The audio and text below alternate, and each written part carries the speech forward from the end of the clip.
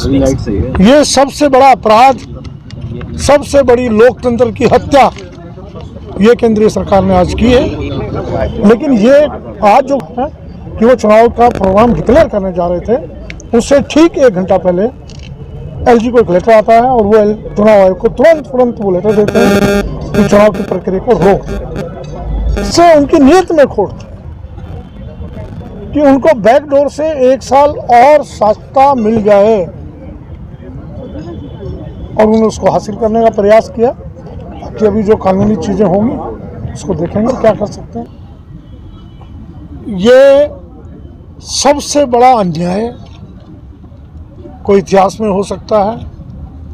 ये सबसे बड़ा देशद्रोह, मैं शब्द इस्तेमाल कर रहा हूँ, ये सबसे बड़ा अपराध, सबसे बड़ी लोकतंत्र की हत्या ये केंद्रीय सरकार ने आज की है। और उनको सही मायने में अगर एक करना था, साल भर पहले सोच बनानी थी, इस चुनाव के आने तक ये निर्णय करके ये हो जाना चाहिए था, उस बेस पर चुनाव करवाने चाहिए। लेकिन अब जब तक ये लागू नहीं होगा,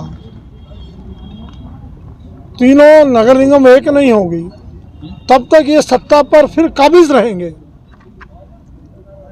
इसके पीछे इनकी ये सोच है। और मैंने इसलिए कहा कि देशद्रोह है, जनता के अधिकार को छीनना ये सबसे बड़ा देशद्रोह है, इसलिए देशद्रोही। सोशल क्रिमिनल हार्मनी पॉलिटिशियंस बिगाड़ते हैं, समाज कभी नहीं लड़ते। पॉलिटिशियंस को समझाने की आवश्यकता है, इसलिए मैंने कहा इसमें पॉलिटिक्स भी जुड़नी चाहिए ताकि एक क्लियर मैसेज जाए कि पॉलिटिशियंस जो सांप्रदायिकता फैलाते हैं, जहर बोते हैं, उनकी वजह से समाज परेशान है। उनको ठीक करने की आवश्यकता है। समाज ठीक है। चुनाव मार्च के महीने में नोटिफिकेशन होना है 2022 में। ये निर्णय उनको लेना था, 1 वर्ष पहले क्यों नहीं लिया? इससे उनकी नीयत में खोट थी कि उनको बैकडोर से 1 साल और सत्ता मिल जाए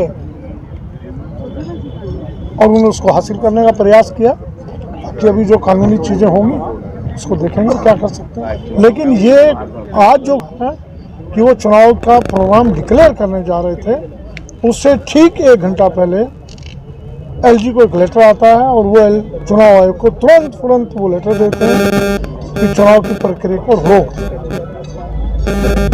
ये सबसे बड़ा, किसी चीज के फायदे क्या है, किसी चीज के नुकसान क्या है, तो एक अलग विषय हो सकता है।